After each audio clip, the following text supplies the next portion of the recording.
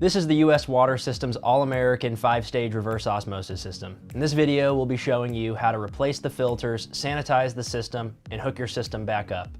You can do this filter change under your sink with the system still hooked up, but for the sake of this video, I've removed it, put it on the table, just to give myself a little bit more room to work. First thing you want to do is shut off your inlet water supply. That's the angle stop valve located on your cold water supply line. The second step is to shut off your tank valve. That is the blue handled valve on top of your holding tank. Once that's complete, open up your reverse osmosis system faucet to relieve any pressure built up in the lines. When removing the system from under the sink, I like to have a cake pan or a baking tray or some Tupperware to catch any water that may be built up in the lines or in the filter housings. So at this point, you should have the water shut off.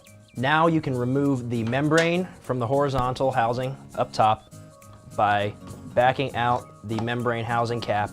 You may need to disconnect the tubing. In this example, we have already. Also, you can remove the filters from the housings on the lower sumps using the included filter wrench. When removing the filter, you'll slide the sump down. The filter will most likely remain locked in place to the sump cap. You can just break that loose. At this point, this is trash. You can throw that out. Move on, repeat the process. If it's really tight, break it loose using the filter wrench included, and you can get the rest off with your hand. Once all the vertical sumps are removed, you can go ahead and remove the membrane. To remove the membrane, you loosen the membrane cap. Note that there is an O-ring that can be easily lost. It goes right here in the bottom of this cap. Sometimes when this is getting removed, that can get lost and forgotten about.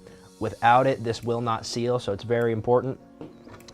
To remove the membrane from the actual housing, sometimes you can use a hook or a pick. If you're really strong, you can get it with your fingers. A lot of cases, you can use a set of needle nose pliers, channel locks to pull that out. Just be really careful not to scar the end of this membrane.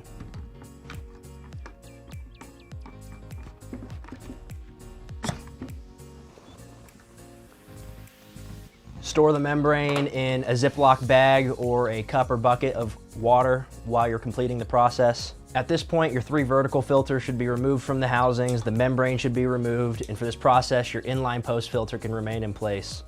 Using the included sanitizing solution, draw 5 milliliters with the included syringe, pour the remainder of the sanitizing solution into the first filter housing sump, and then with the remaining 5 milliliters in the syringe, remove the green line from the T, invert it to relieve any water pressure, inject directly into the line. This will sanitize your tank. At that point, you can return the green tube to the T. Reassemble the sump to the cap. At this point, you can go ahead and turn on your inlet supply water, open up your tank valve, and allow the system to fill with sanitized water. This will take between 5 to 10 minutes. Allow the system to rest for 10 minutes, open up the faucet, and let it run for 10 minutes. Repeat this process, fill the system, let it rest for 10 minutes, and let it run for an additional 10 minutes. At this point, the sanitation process has been completed. Now you can shut off the inlet supply, the tank valve, open up the faucet to relieve the pressure, and we can begin replacing the filters. Okay, we can begin installing the pre-filters. Repeat the process of removing the sumps.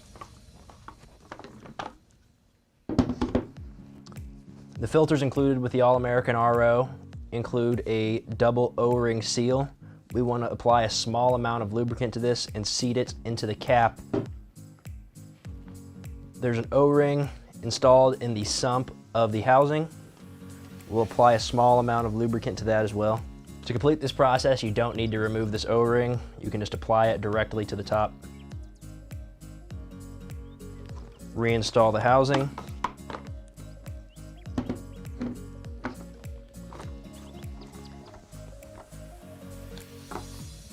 Hand tight is sufficient for this. You don't need to crank it down with a wrench. Repeat that process for the subsequent 2 filters. At this point, we can reinstall the membrane that we originally removed. Take a little bit of silicone and lubricate the 2 O-rings on the bottom of the membrane. Reinsert. Make sure you feel that bottom all the way out. Should be flush with the end of the membrane housing. With the membrane housing, there are 2 O-rings. One is located on the end of the membrane housing. Apply a small amount of silicone to that.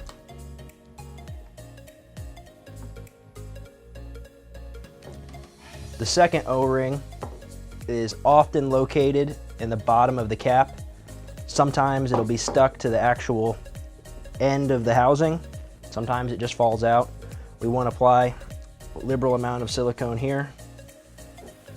Reinstall in the groove of the base of the cap. Seat and tighten.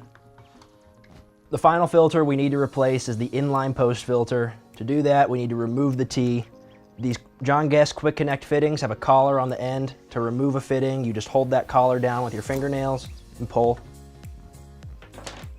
With the T and the tubing disconnected, the stem on the inlet side and the elbow on the outlet side will need to be removed and reinstalled on the new inline post filter. They will need to be retaped. With the new inline post filter installed, you can reconnect your tubing and prepare to repressurize the system. With your fittings, tubing, housings reconnected, we can open up your inlet supply line, keep your tank valve closed, and check for any leaks.